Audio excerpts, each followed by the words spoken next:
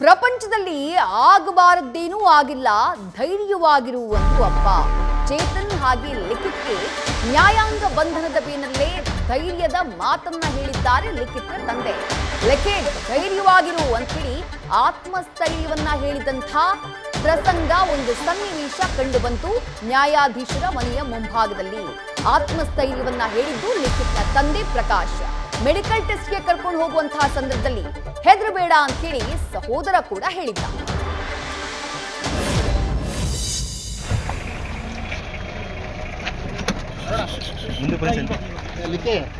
ಧೈರ್ಯವಾಗಿರು, ಏನಿಲ್ಲ ಪ್ರಪಂಚದಲ್ಲಿ ಆಗ್ಬಾರ್ದೇನ ಇಲ್ಲೇನೋ. ಧೈರ್ಯವಾಗಿರು, ಏನಿಲ್ಲ ಪ್ರಪಂಚದಲ್ಲಿ ಆಗ್ಬಾರ್ದೇನ ಇಲ್ಲೇನೋ. ಧೈರ್ಯವಾಗಿರು.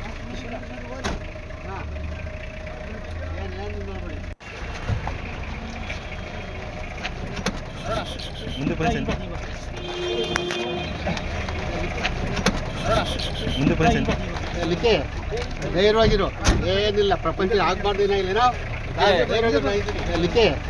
ಧೈರ್ಯವಾಗಿರು, ಏನಿಲ್ಲ ಪ್ರಪಂಚದಲ್ಲಿ ಆಗ್ಬಾರ್ದೇನ ಇಲ್ಲೇನೋ.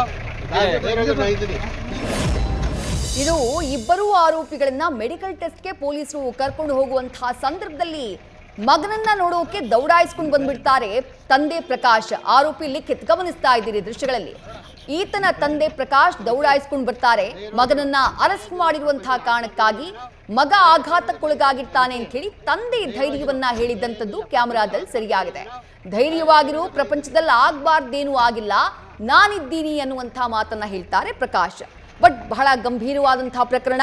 ಸದ್ಯ ನ್ಯಾಯಾಂಗ ಬಂಧನಕ್ಕೆ ಇಬ್ಬರು ಆರೋಪಿಗಳನ್ನ ಒಪ್ಪಿಸಲಾಗಿದೆ. ಇದೇ ಪ್ರಕರಣಕ್ಕೆ ಸಂಬಂಧಪಟ್ಟ ಹಾಗೆ ಕಾರ್ತಿಕ್ ಗೌಡ ಹಾಗೆ ನವೀನ್ ಗೌಡ ಆರೋಪಿಗಳು, ಇನ್ನಿಬ್ಬರು ಆರೋಪಿಗಳು, ಅವ್ರಿಗೂ ಕೂಡ ಪೊಲೀಸರು ತಲಾಶನ್ನ ನಡೆಸ್ತಿದ್ದಾರೆ.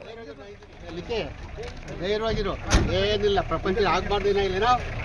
ಧೈರ್ಯವಾಗಿರು,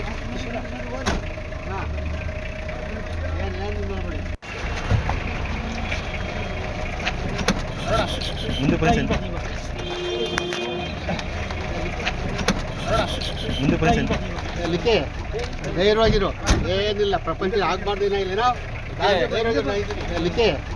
ಧೈರ್ಯವಾಗಿರು, ಏನಿಲ್ಲ ಪ್ರಪಂಚದಲ್ಲಿ ಆಗ್ಬಾರ್ದೇನ ಇಲ್ಲೇನೋ.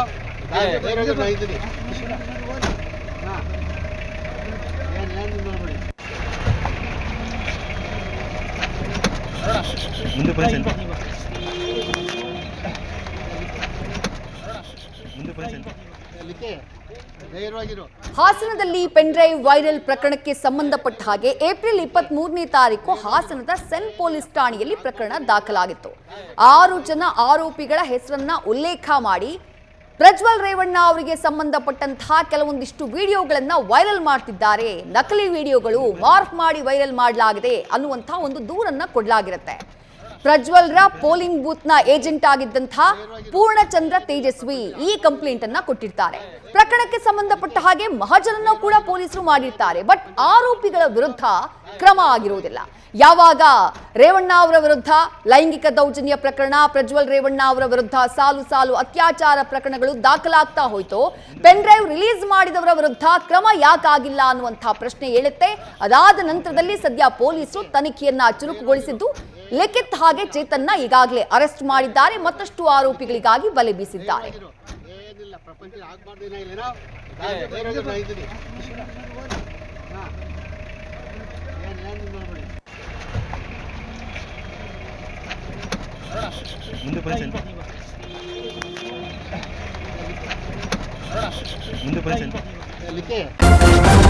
ನ್ಯೂಸ್ ಫಸ್ಟ್, ನಿರ್ಭೀತಿಯಿಂದ ನಿಮ್ಮ ಪರವಾಗಿ.